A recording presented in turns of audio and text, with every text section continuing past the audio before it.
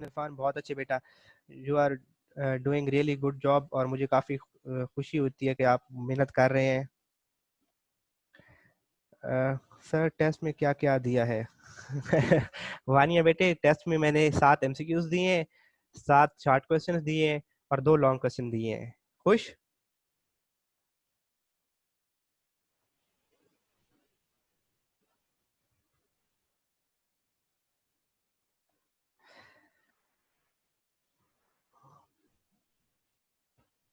जी बेटा, इंट्रोडक्शन देखें।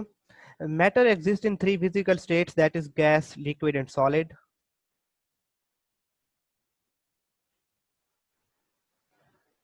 I think sound का इशू हो रहा है।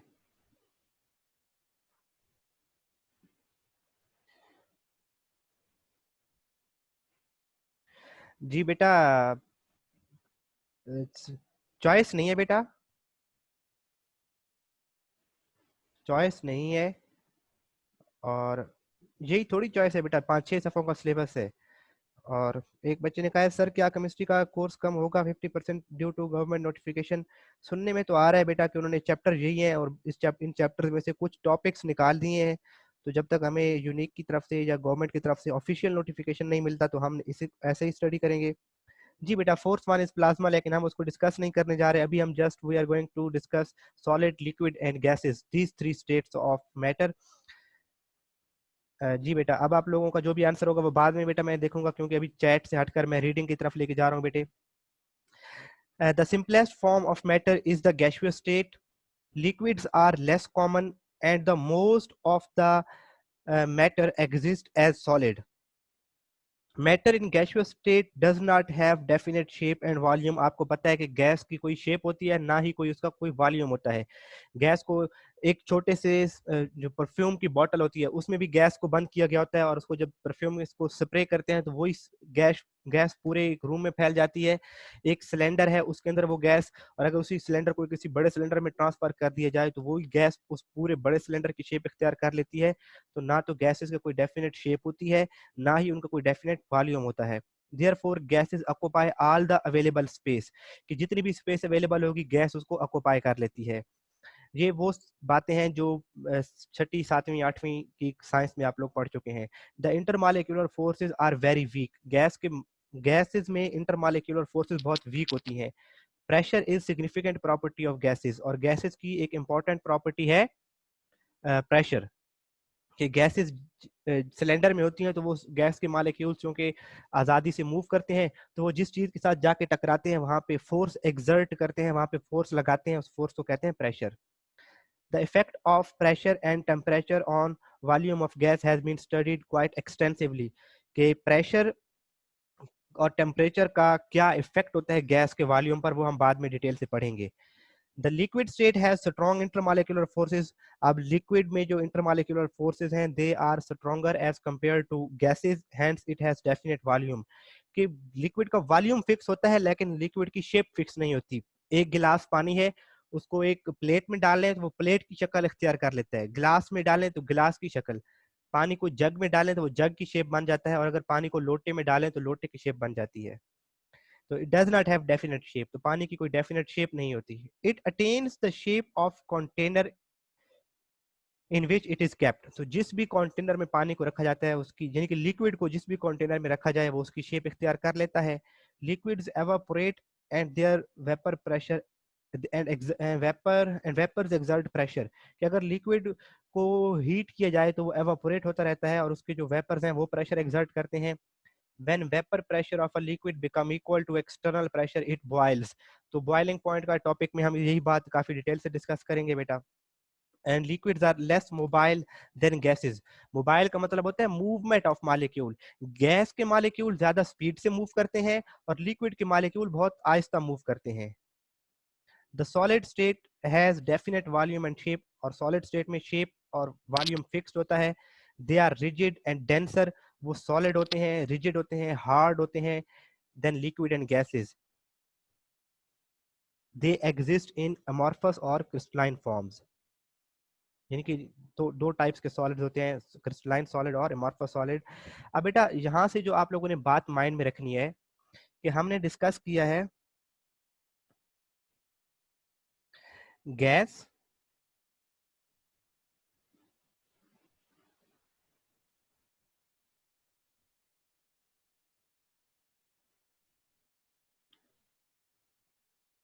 H2, और ये दूसरा मॉलिक्यूल H2। बेटा गैसेस क्यों गैसेस होती हैं? बेटा एमॉर्फस सॉलिड हम पढ़ेंगे, एमॉर्फस का मतलब होता है शेपलेस, ऐसे सॉलिड जिनकी फिक्स शेप नहीं होती, जैसे प्लास्टिक है, जैसे रबर है, तो वो एमॉर्फस सॉलिड आते हैं। वो हम उसको हमारा नेक्स्ट ये सॉलिड्स की प्रॉपर्टीज में जाके पढ़ेंगे, बहुत इंपॉर्टेंट शॉर्ट क्वेश्चन आता है एमॉर्फस सॉलिड। अब बेटा ये एक गैस का मॉलिक्यूल है और नीचे दूसरा गैस का मॉलिक्यूल है। ये गैस के मॉलिक्यूल्स की एक दूसरे के साथ अट्रैक्शन बहुत कम होती है,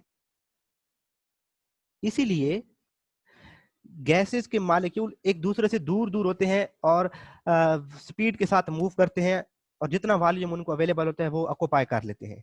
अगर पानी की बात करें तो वाटर के मॉलिक्यूल या कोई भी लिक्विड के मॉलिक्यूल होते हैं, वो एक दूसरे के साथ इंटरमॉलिक्यूलर फोर्सेस रखते हैं, उनमें अट्रैक्शन होती है, इसीलिए वो एक दूसरे के करीब करीब रहते हैं। और अगर जो सॉलिड है बेटा, NaCl NaCl NaCl, तो सॉलिड में इंटरमॉलिक्यूलर फोर्सेस और बॉन्ड बहुत स्ट्रांग होते हैं। तो जितना जिस चीज का बॉन्ड स्ट्रांग होगा वो सॉलिड होगी, अगर वो बॉन्ड वीक होता जाएगा तो वो लिक्विड, और अगर बॉन्ड बिल्कुल वीक हो जाए, इंटरमॉलिक्यूलर फोर्सेस खत्म हो जाए, तो वो सब्सटेंसेस गैसेस होती हैं। तो किसी भी सब्सटेंस का गैस होना, लिक्विड फॉर्म में होना या सॉलिड फॉर्म में होना, is because of its bonding and intermolecular forces. Bonding और इंटरमॉलिक्यूलर फोर्सेस की वजह से सब्सटेंसेस या तो सॉलिड होती हैं या लिक्विड होती हैं या गैसियस स्टेट में पाई जाती हैं। अब बेटा टिपिकल प्रॉपर्टीज ऑफ गैसेस, वैसे बेटा ये शॉर्ट क्वेश्चन आते हैं। Mostly define diffusion, on what factor does it depend? Define effusion, on what factor does it depend?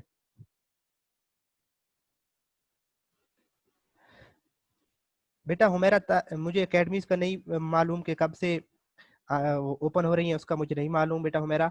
अच्छा वानिया पूछे सर जी बता दें कि टेस्ट में क्या आना है। बेटा बताया तो है, टेस्ट में MCQs आने हैं, शॉर्ट क्वेश्चन आने हैं और 2 लॉन्ग क्वेश्चन आने हैं। बेटा 3 लॉन्ग क्वेश्चन बताए थे, उनमें से 2 पेपर में आने हैं, और इससे ज्यादा क्या टीचर बताया आप लोगों को? इससे ज्यादा कोई आसानी हो सकती है बेटा कि मैंने कहा है कि ये 3 लॉन्ग क्वेश्चन है और इन 3 में से 2 पेपर में आएंगे।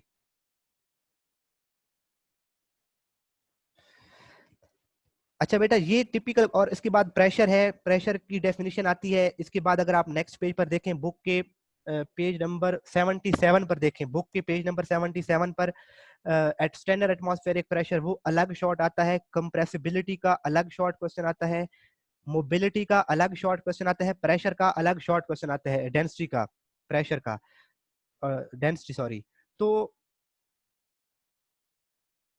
बेटा अभी मुझे बोर्ड का कंफर्म सिलेबस, अच्छा वानिया ने लेक्चर कल का नहीं लिया था, ओके बेटा मैं बता देता हूँ, अब मैं आपका पॉइंट समझ गया हूँ। सर बोर्ड का सिलेबस बताइएगा। बेटे बोर्ड का सिलेबस अभी मुझे नहीं कंफर्म कि क्या उन्होंने रिडक्शंस की हैं, एग्जैक्ट मेरे पास अभी वो नोटिफिकेशन नहीं है, जस्ट अभी सुनने में आया है। वानिया बेटे, अच्छा बाकी बच्चे भी अगर किसी ने नहीं लेक्चर लिया था कल का, बेटे सिलेबस अभी आपका आज ही आपका टेस्ट होना है, तो क्या सिलेबस का? बेटा मैंने आपका सिलेबस है चैप्टर नंबर 4, और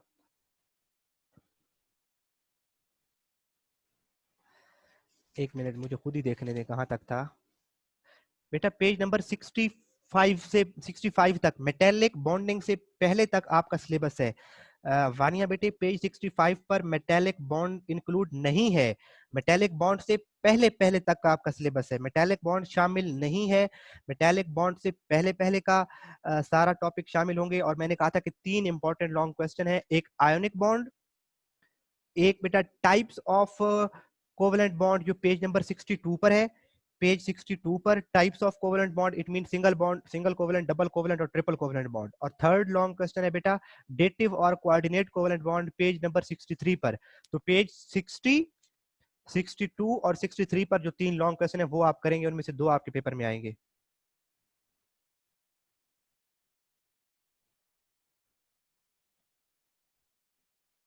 जी बेटा नुमान आप जैसे बेहतर समझें। अच्छा बेटे, टॉपिक की तरफ आते हैं। तो बेटा ये मैंने आपको बता रहा था कि जो टिपिकल प्रॉपर्टीज ऑफ गैसेज हैं, ये अलग अलग शॉर्ट क्वेश्चन आते रहे हैं पेपर में।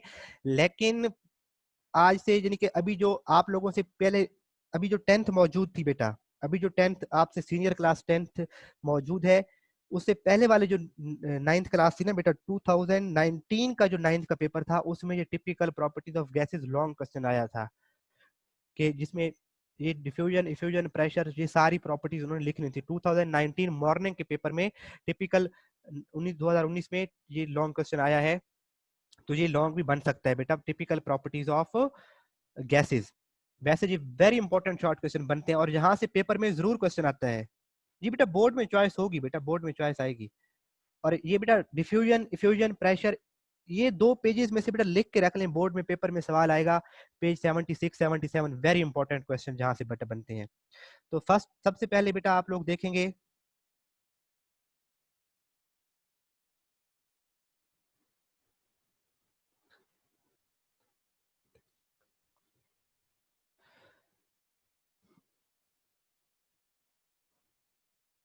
बेटा बाकी बच्चों को आवाज ठीक आ रही है? वानिया कह रही है आवाज सही नहीं आ रही, बाकी बच्चे मुझे बताएंगे आवाज सही आ रही है? जी, बाकी बच्चे कह रहे हैं आवाज ठीक आ रही है। वानिया बेटे आप अपना कनेक्शन देखिएगा। अरुषा बेटे मैं इधर पेजेस लिख देता हूँ, बुक के पेज लिख देता हूँ। अरुषा मैं बुक के पेज लिख देता हूँ, इतना टाइम नहीं है बेटा। एक पेज नंबर 60 पर लॉन्ग क्वेश्चन है आयोनिक बॉन्ड का, फिर पेज 62 पर है कोवलेंट बॉन्ड, और पेज 63 पर है कोऑर्डिनेट कोवलेंट बॉन्ड। ये 3 लॉन्ग क्वेश्चन है बेटा। अरुषा बेटे ये पेज आप नोट कर लेंगी। अच्छा बेटा डिफ्यूजन देखें, सबसे पहले डिफ्यूजन के ऊपर शॉर्ट क्वेश्चन लिखें। Define diffusion, define diffusion, on what factor does it depend, on what factor does it depend.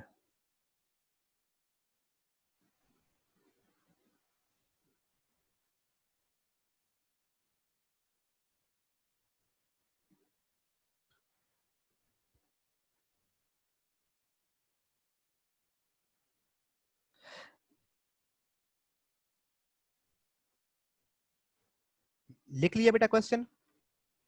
अब इसको मार्क कर लेते हैं बेटा स्टार्ट से ही बेटा के।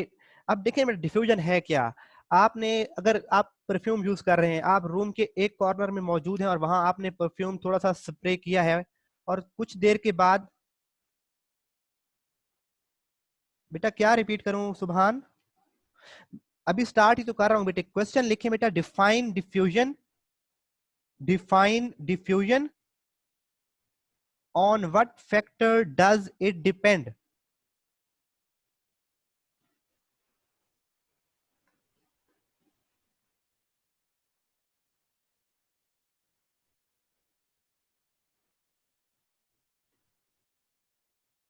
On what factor does it depend, define diffusion, on what factor does it depend. तो बेटा डिफ्यूजन होती क्या है। आपने एक रूम में गैस को स्प्रे किया है, परफ्यूम को, उसको परफ्यूम को स्प्रे किया है एक कॉर्नर में, तो थोड़ी देर के बाद वो पूरी जो उसकी फ्रेग्रेंस है वो पूरे रूम में फैल जाती है।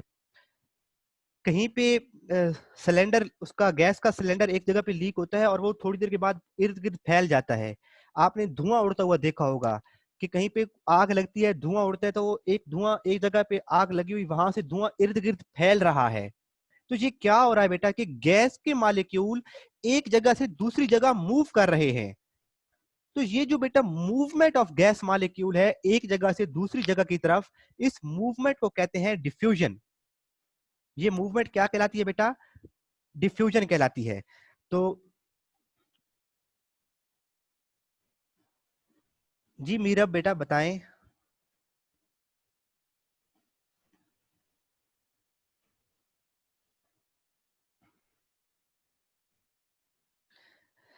तो बेटा diffusion, gases can diffuse rapidly. यहां से बेटा स्टार्ट करेंगे आंसर बेटा शॉर्ट क्वेश्चन का, कि diffusion is defined as spontaneous mixing up of molecules. Spontaneous का मतलब होता है खुद ब खुद।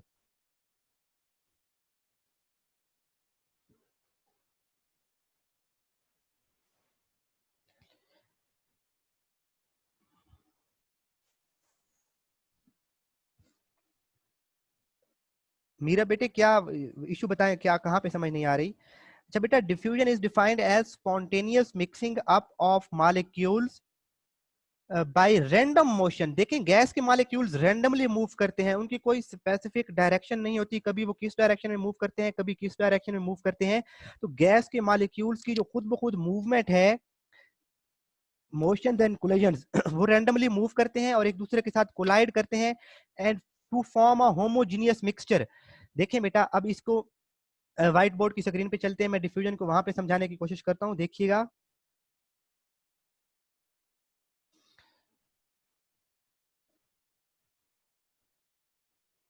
मैं बेटा आखिर में फिर मीरा बता दूंगा, अभी लेक्चर को देखें ना इसको, मैं वो बाद में बताता हूँ।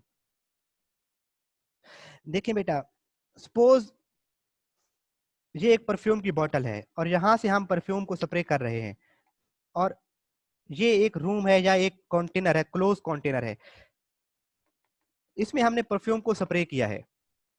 अब स्टार्ट में देखें बेटा कि बाकी जगहों पर परफ्यूम के जो मॉलिक्यूल हैं वो नहीं पहुंचे, और परफ्यूम की बोतल के करीब मॉलिक्यूल्स की जो कंसंट्रेशन है वो ज्यादा है।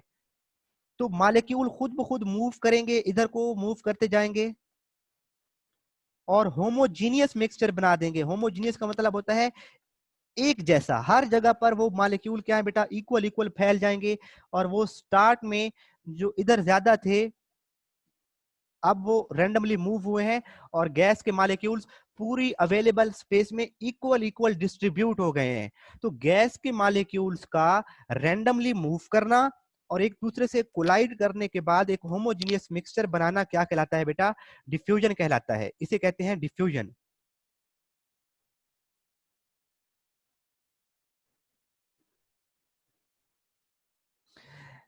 इसकी एक वीडियो शेयर करते हैं बेटा, वो देखिएगा डिफ्यूजन की।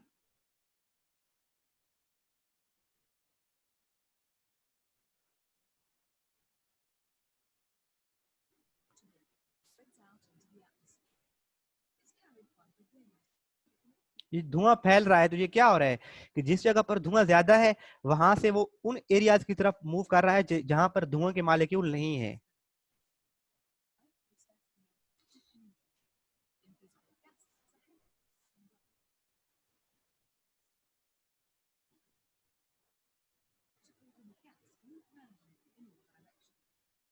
गैस के मॉलिक्यूल्स रैंडमली मूव करते हैं बेटा इन ऑल डायरेक्शंस।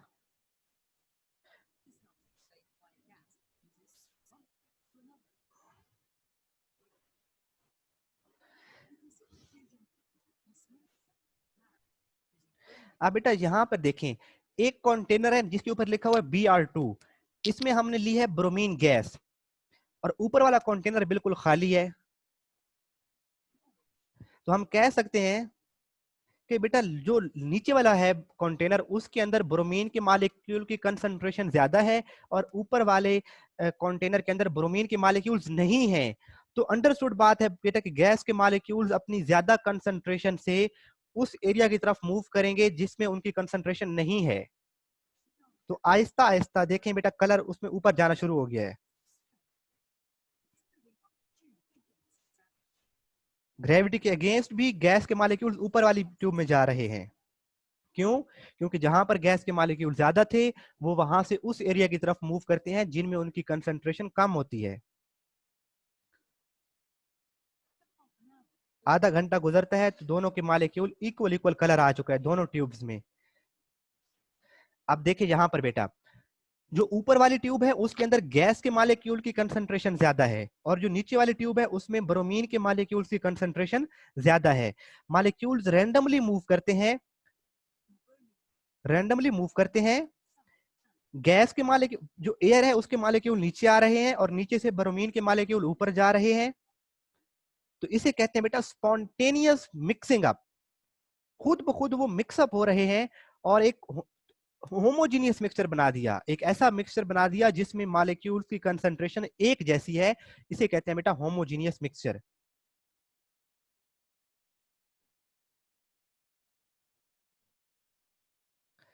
तो आप देखें बेटा कि डेफिनेशन क्या थी कि गैसेस, सॉरी यहां से इसको, कि diffusion is defined as spontaneous mixing up of molecules spontaneous mixing है, खुद ब खुद मिक्सिंग होती है किसकी बेटा, गैस मॉलिक्यूल्स की, by random motion and collision to form a homogeneous mixture. और वो जो था कि on what factor does it depend, तो rate of diffusion depend upon molecular mass of the gases, कि जिस गैस का मॉलिक्यूल का मास ज्यादा होगा वो आहिस्ता मूव करेगी। देखें बेटा, एक है हाइड्रोजन H2 और एक तरफ हम लिख लेते हैं बेटा Br2, इसका मैस है बेटा 2 और इसका मैस है 79, तो कौन से मैस वाली आसानी से मूव करेगी?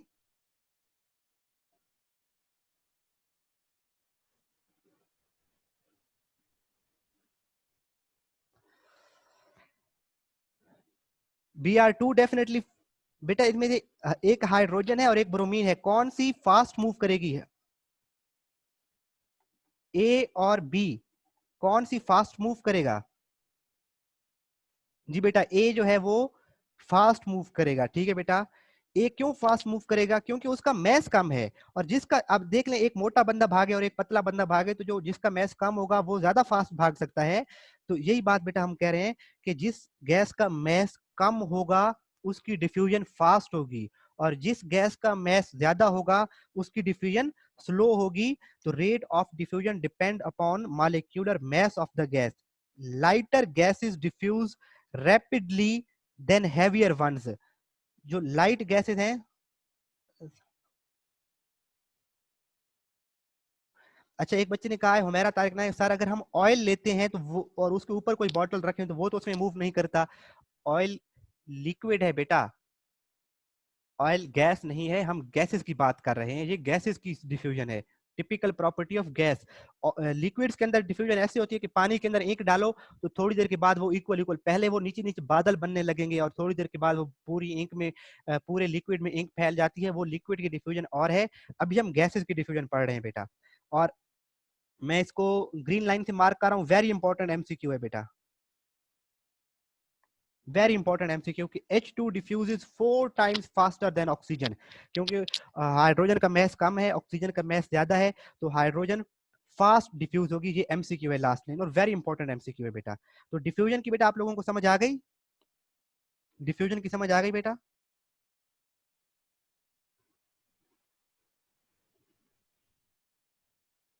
जी बेटा, ठीक हो गया, गुड हो गया।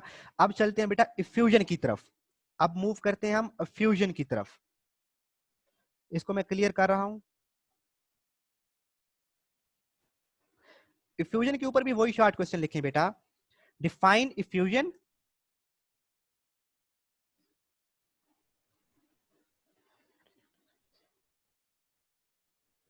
सर जब हम जब गैसेस डिफ्यूज करती हैं तो ग्रेविटी, बेटा ग्रेविटी उनको अपनी तरफ अट्रैक्ट करती है, लेकिन गैसेस फिर भी जो है होमोजीनियस मिक्सचर बनाएंगी, फिर भी वो फिर भी डिफ्यूज हो जाती हैं।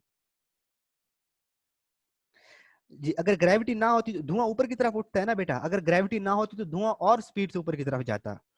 तो उनको ग्रेविटी भी इफेक्ट करती है, लेकिन वो अभी हमारा टॉपिक में नहीं है। तो अब बेटा इफ्यूजन पे आए और इसके ऊपर शॉर्ट क्वेश्चन लिखें। Define effusion, on what factor does it depend?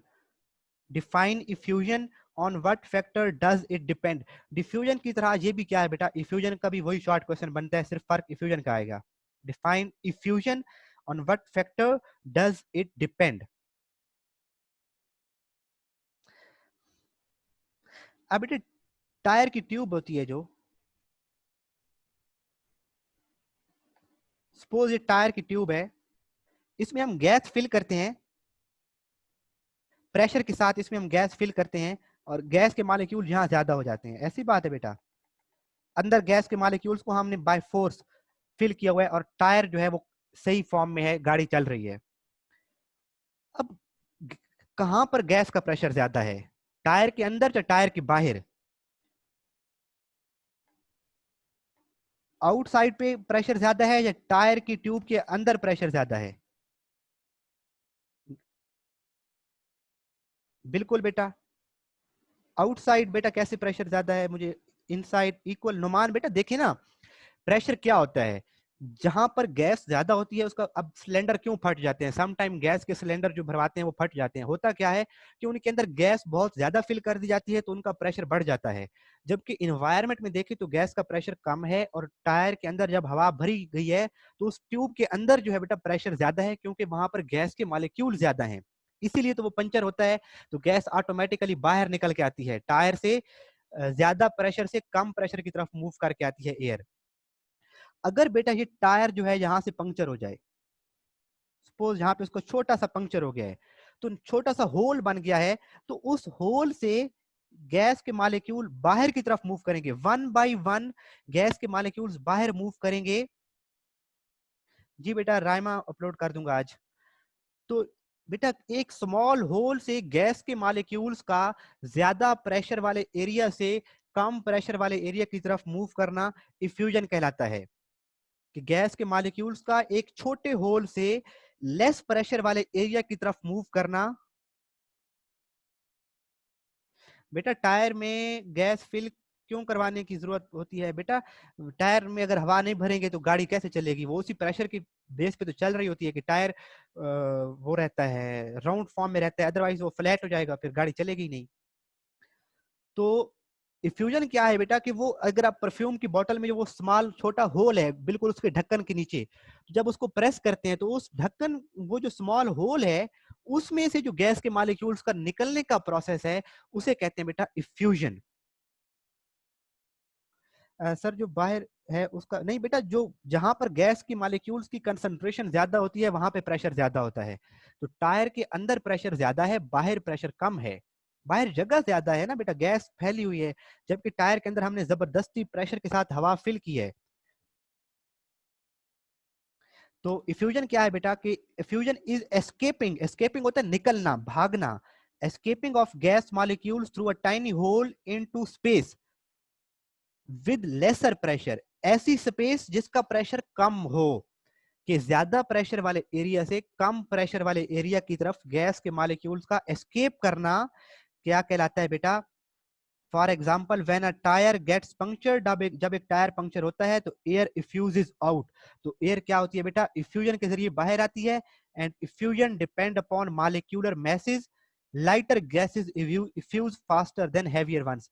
तो इसमें भी वही होता है कि जो लाइट गैस होती है उनकी इफ्यूजन फास्ट होती है। जी बेटा हुमेरा क्या क्वेश्चन है? इस सवाल का क्वेश्चन बेटा बनता है कि define effusion, on what factor does it depend, कि ये कौन से फैक्टर पे डिपेंड करती है इफ्यूजन? तो बेटा डिफ्यूजन है कि गैस का अपने ज्यादा कंसंट्रेशन वाले एरिया से लो कंसंट्रेशन की तरफ जाना, और इफ्यूजन है कि स्मॉल होल से एस्केप करना।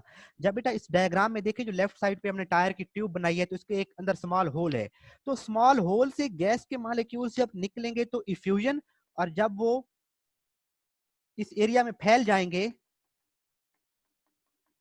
एरिया में जब फैल जाएंगे तो वो डिफ्यूजन कहलाएगी। इसी तरह से जब आप परफ्यूम को यूज करते हैं, नहीं बेटा ये एमसीक्यू नहीं है, ये उसी का सेकंड पार्ट है कि on what factor does it depend. तो ये उस बात का है कि इफ्यूजन डिपेंड अपॉन मॉलिक्यूलर मास, जितनी गैस के मॉलिक्यूल्स हैवी होंगे वो आहिस्ता एस्केप करेंगे, और जो मॉलिक्यूल्स लो वेट वाले होंगे वो स्पीड से मूव करेंगे। अब जब बेटा परफ्यूम यूज करते हैं हम, तो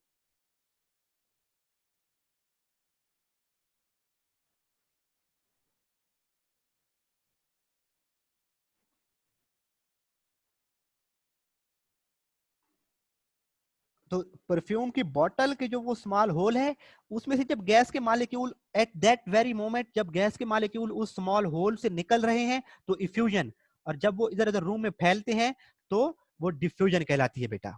तो ये दो शॉर्ट क्वेश्चन थे और वेरी इंपॉर्टेंट है। जी बेटा इफ्यूजन और डिफ्यूजन दोनों मॉलिक्यूलर मास पे डिपेंड करते हैं, दोनों मॉलिक्यूलर मास पे डिपेंड करते हैं बेटा। इफ्यूजन की बेटा मैं एक वीडियो शेयर कर देता हूं।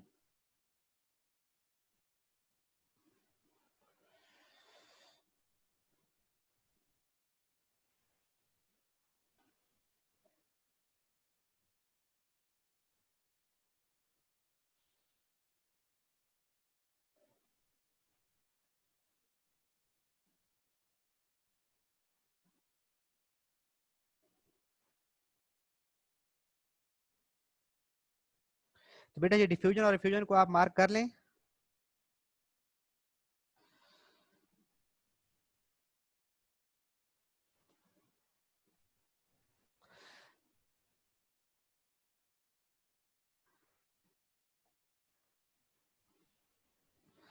सर एटमॉस्फेरिक और एटमॉस्फेरिक में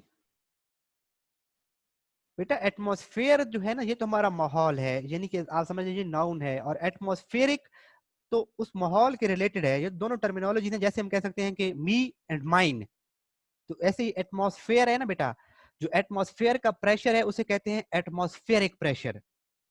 तो ये आपके सामने बेटा स्क्रीन शो हो रही है, देखिए अब एक तरफ गैस के मॉलिक्यूल ज्यादा है और दूसरी तरफ एक स्मॉल होल से निकल के आ रहे हैं। तो ये स्मॉल होल से जो गैस के मॉलिक्यूल्स का एस्केप होने का प्रोसेस है, इसे क्या कहते हैं बेटा? इफ्यूजन। ये क्या है? इफ्यूजन। ये स्मॉल होल से गैस के मॉलिक्यूल्स का एस्केप होना क्या कहलाता है बेटा? इफ्यूजन।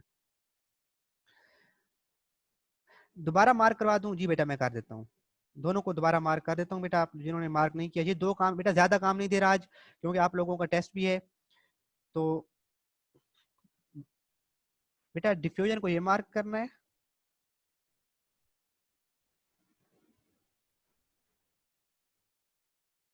यहां तक, और इफ्यूजन को ये सारा, इफ्यूजन सारा है बेटा। और डिफ्यूजन के अंदर एक अलग सा मैंने बताया था कि ये एमसीक्यू आता है, वेरी इंपॉर्टेंट एमसीक्यू है। ठीक है बेटा, तो ये हमारा आज की बेटा टॉपिक था कि यहाँ पर किसी बच्चे को कोई कंफ्यूजन है तो वो बता दें बेटा। हाँ, वो उसने कहा था, एक बच्ची ने कहा था सर वो यूट्यूब से फाइंड करने का प्रोसेस, तो मैं दोबारा बता देता हूँ, एक मिनट बेटा।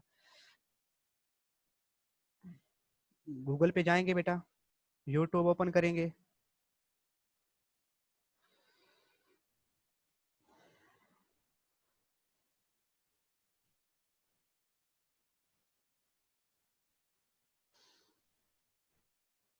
और यूट्यूब ओपन हो जा। यूट्यूब ओपन होने करने के बाद बेटे यहाँ पे आपने सर्च करना है केमिस्ट्री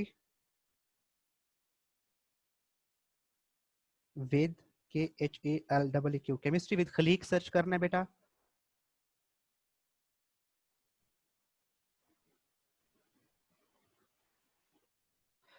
ये आइकॉन है उसका,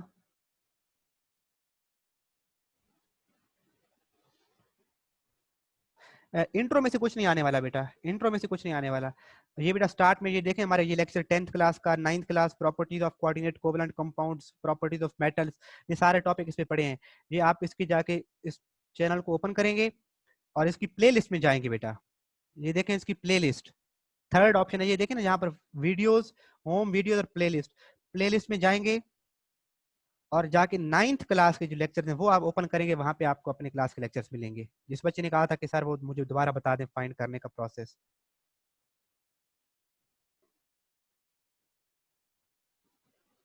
जी, और किसी बच्चे का कोई क्वेश्चन? अच्छा बेटा मुझे ये बता देंगे कि इस तरह से व्हाइट बोर्ड पर वीडियोस और बुक के साथ शेयरिंग आप लोगों को ये कंफर्टेबल तो है ना, ये समझ तो आती है ना जहाँ से आपको बेटा?